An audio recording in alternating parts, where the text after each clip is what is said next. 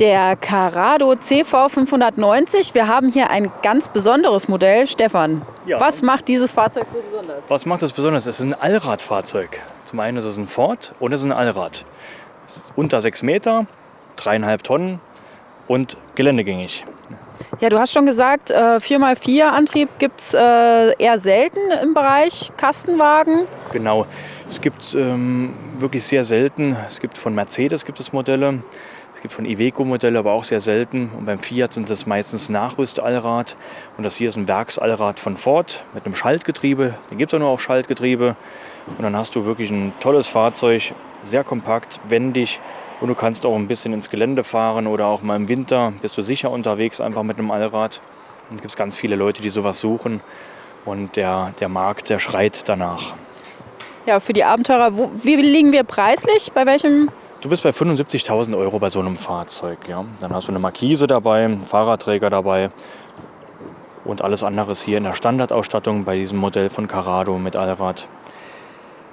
Und hier Edition 24, was genau bedeutet das? Das ist schon das Jahr 2024. Ah, gut, ja, dann haben wir hier schon ein Modell vom nächsten Jahr Wir stehen. waren in den letzten Jahren eher so, dass wir unsere 22er Modelle erst in 23 dann jetzt bekommen haben. Und das hier ist tatsächlich jetzt so, der Wagen wurde fertig und er hat mal gesagt, er ist eigentlich für 24 geplant. Jetzt haben wir einen Ausstellungswagen, den wir mal zeigen können. Und so wird er auch in 2024 komplett durchgebaut bis nächstes Jahr. Und deswegen ist das bereits ein 2024er Modell. Also brandneu. Und wenn ich mich für dieses Fahrzeug interessiere, kann ich das so schon kaufen? Oder? Den kann man auch so kaufen. Der hier ist jetzt ganz frisch gekommen. Den haben wir von außen noch nicht gewaschen. Aber beim Allrad sieht es ja nicht so schlimm aus, wenn die Reifen ein bisschen dreckiger sind. Und den Wagen, die gibt es jetzt. Die Wagen sind verfügbar. Man kann den aber auch bestellen mit eigener Wunschausstattung noch. Oder man kauft eben einen Wagen, wie er hier steht. Ja, dann gehen wir mal rum. Wir haben hier auch einen etwas besonderen Lack, so ein hellblau Metallic. Blau Metallic, ja. Sieht noch ganz frisch aus, ja. Und ganz präsent 4x4. Jeder soll sehen, dass das ein Allradfahrzeug Das ist ja gerne so bei Allradfahrzeugen, dass man es auch zeigt. Viele haben hinten drauf noch einen Reifen oder noch einen Schutzbügel, noch Lampen. Und da kann man sich selber nachher ein bisschen austoben, wenn man das so will. Und wenn man diesen 4x4 Aufkleber nicht will, dann macht man ab. Ja, also damit kann man auch ordentlich durchs Gelände fahren, hat gut Kraft, ohne dass man irgendwo stecken bleibt. Nein, mit den 170 PS und mit einem Allradantrieb, da kommen wir schon gut voran. Das Modell ist etwas größer als das wir gerade eben hatten, oder? Das täuscht, das ist von der Länge her, es ist genauso, es ist von der Höhe her, es ist tatsächlich 20 cm höher. Das ist einfach dem Allrad auch geschuldet, weil der Allrad dann eben auch ein bisschen höher ist. Und aber auch der gesamte Aufbau hier des Ford ist einfach anders als der vom Fiat. Ist einfach geschuldet von der Karosserie, wie sie gebaut ist. Ich mache mal hinten die Türe auf. Ich komme mal mit. Auch hier haben wir Fahrradträger, ne? Genau. Hier sieht man jetzt von innen nicht den Fahrradträger. Aber jetzt sieht man uns wieder. Ja, es ist höher. Ja, hier merkt man es jetzt deutlich, dass es höher ist. Ja, Hier haben wir ein genau, das ist eben auch wieder so genauso modular, dass du das Bett eben auch dann zusammen machen kannst. Und dass du eben auch hier den Stauraum noch viel größer machen kannst, wenn du die Bettteile übereinander stapelst. Den Lattenrost, den können wir auch wieder hier rausnehmen komplett. Dann haben wir hier einen großen Stauraum. Du könntest sogar hochwertige Fahrräder könntest du hier einladen in das Fahrzeug rein, weil dieses Holzbrett, das ist ja nur gedacht zur Gepäckabsicherung. Und das kann ich genauso rausziehen, wie es hier drin steckt. Und da kannst du auch hochwertige Fahrräder. Das wird ja auch oft genutzt von solchen Leuten, die gerne in die Berge fahren und dann geht es auch mal eine Fahrt hoch zum Mountainbike-Rennen und dann kann man teure Fahrräder auch hier im Fahrzeug drin befördern. Das ist ja dann doch ein Heiligtum, so ein Fahrrad. Und auch hier nochmal Stauplatz für die Gasflaschen. 2x 11 Kilo Gasflaschen, wie ein großes Reisemobil. Ansonsten haben wir ja sowieso schon einen sehr großen Stauraum, weil ich keine Fahrräder mitnehme. Den Wassertank findest du da drin. Kann er auch mal reinfilmen. Aber hier haben wir jetzt nicht wie bei dem anderen Modell noch irgendwie eine Möglichkeit, noch irgendwo so ein kleines Bett einzubauen, sondern es gibt nur dieses Bett hier hinten. Ich gucke mir das vorne mal an. Oftmals, wenn es ab Werk nicht möglich ist, müssen wir irgendwo was möglich machen. Das gehört auch zu unserem Job dazu. Ich Ich gucke mir mal genau den Tisch an und dann kann ich ja sagen, ob wir da ein Notbett noch reinmachen könnten oder nicht. Also falls ich jetzt noch irgendwie Ausstattungswünsche hätte, dann könntet ihr mir die realisieren. Genau, typischerweise wird eine Solaranlage nachgerüstet. Manchmal eine Sattantenne, manch einer möchte eine Klimaanlage haben, Navigation, Rückfahrkamera. Das machen alles wir dann. Top Hier noch ein paar Service. Stollenreifen auf so ein Fahrzeug, dass er noch ein bisschen outdoormäßiger aussieht. Also bei dem Tisch könnte man es auch machen. Es wäre aber ein sehr, sehr kleines Bett. Ich denke mal, eine Person bis 1,40 Meter könnte man hier noch schlafen lassen mit einem umgedrehten Sitz. Wenn wir das umbauen würden, dass der Tisch eben auch noch eine zweite Schiene hat zum Absenken und noch ein Polsterstück anfertigen, würde gehen für ein kleines Kind.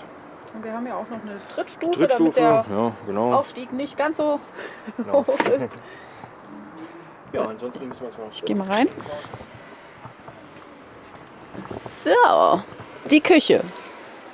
Also hier haben wir ein großes Waschbecken und auch noch mal Kochplätze. Hier auch noch Stauraum und Staufächer.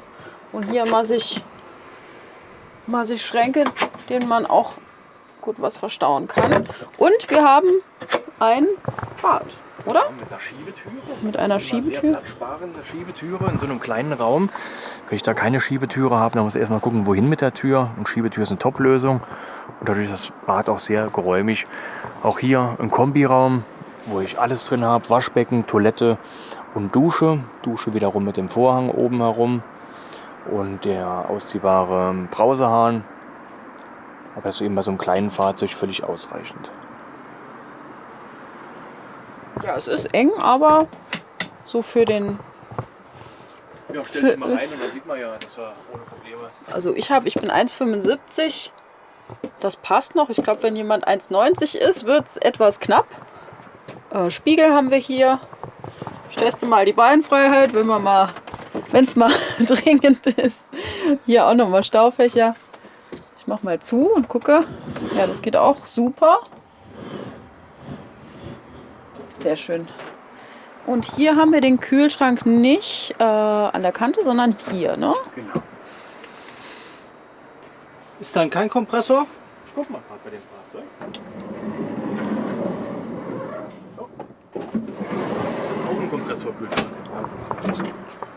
Hier haben wir Schubladen. Die Abdeckung für die Spüle. Und ein Schränkchen. Und da auch. Also ich finde auf dem kleinen Raum ist auch ordentlich Stauraum vorhanden. Ich setze mich mal. Die Stoffe sind aber auch sehr schick. Und wir haben hier ein Ford-Fahrzeug, ne? Ja, sieht man. Genau, das ist das Ford Cockpit. Auch ein sehr modernes Cockpit. Sehr sportlich, fährt sich auch sehr sportlich das Fahrzeug. Schöne Lenkradsteuerung bei dem Fahrzeug drin. Kann man gerne noch mal Probe fahren, ne? Wäre auch kein Problem. Ja, wie ist das, wenn man jetzt zum Beispiel so einen großen Morelo Probe fahren will? Ja. Geht das bei euch? Ja, dann müssen wir die rote Nummer drauf machen und dann fahren wir mit und dann testen wir das aus. Ja? Dann fahren wir kurz Cool. auf die Autobahn, fahren wieder über die Landstraße zurück. Gar kein Problem. Aber jemand muss dann schon Erfahrung haben bei solch großen Fahrzeugen, oder? Oder lasst ihr jemanden einfach damit Wir fahren ja fahren? mit, ja, und dann gucken wir ja eben auch, dass das funktioniert, geben Tipps, geben Anweisungen. Da lassen wir einen nicht im Regen stehen alleine mit so einem großen Fahrzeug. Und danach ist meistens das Gefühl so gut, dass man sagt, das geht, kein Problem. Oder jemand hat so viel Erfahrung, der sagt, gar kein Problem, ne? Mache ich sowieso. Ja.